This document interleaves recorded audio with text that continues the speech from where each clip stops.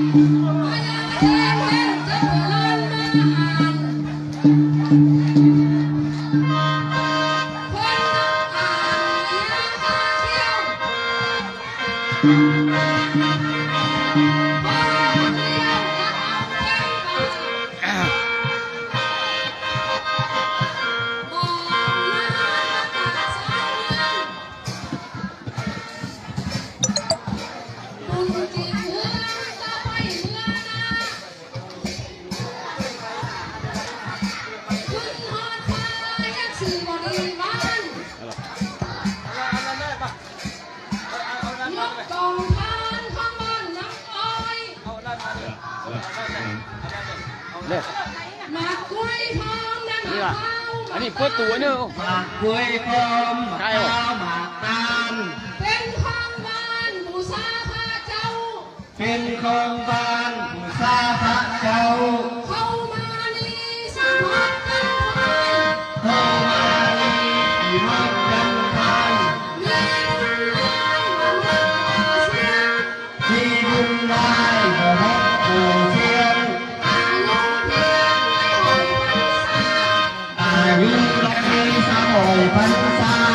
มาวันนี้วันพ่อต่อไป ไป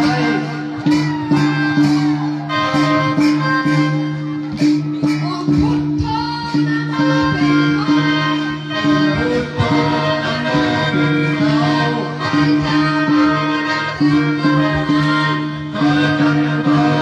เป็นองค์ท่าน ดังดังเลยเป็นอาคา ที่ปัญญาของบ้านเขา เป็นอา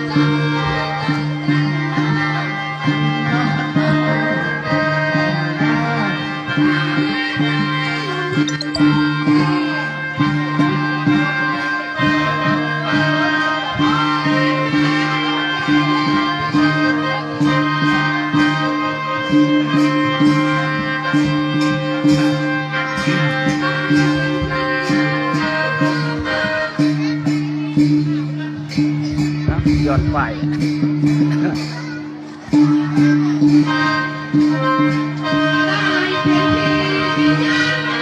Hãy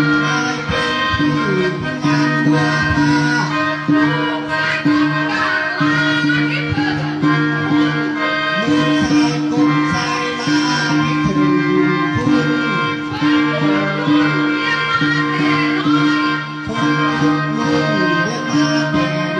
kênh Ghiền Mì Gõ để không bỏ lỡ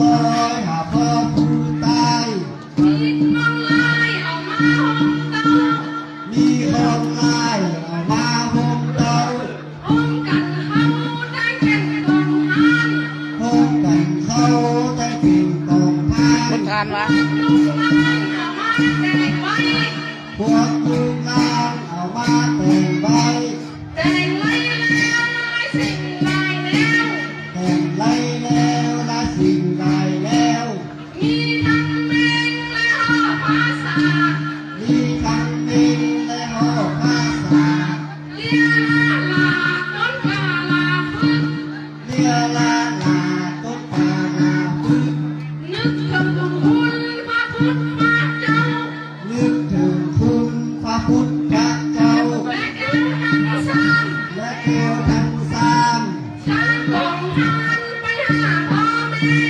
สร้างกองทานไปหาพ่อแม่ เงินมาเมื่อลูกเอามาให้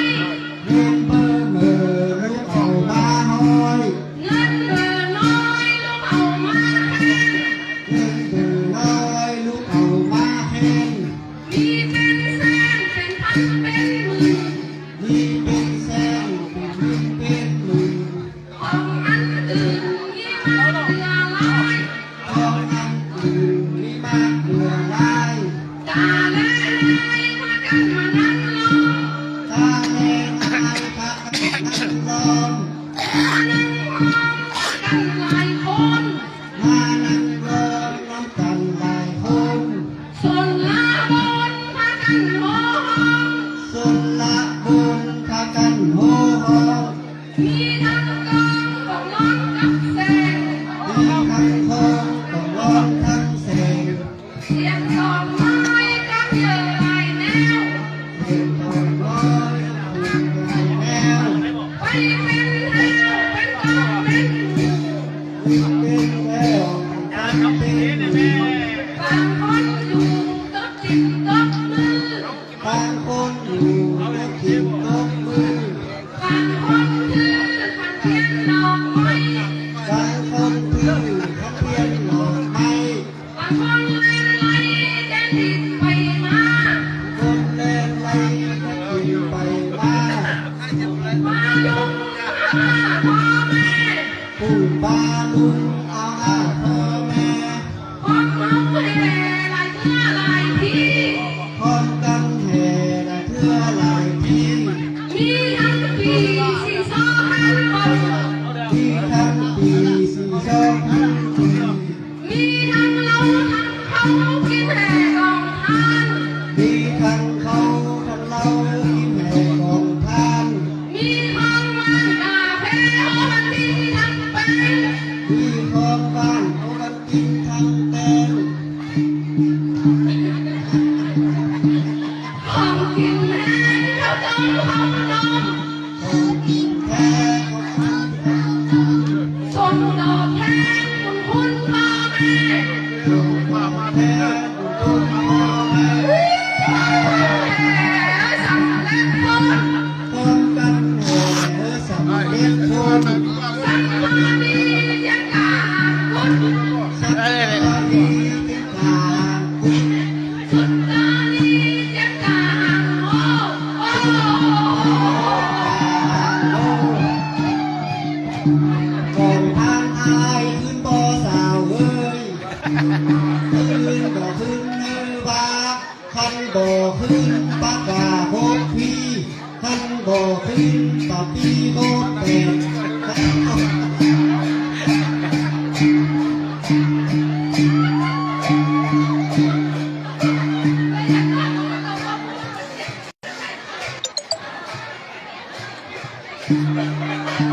เ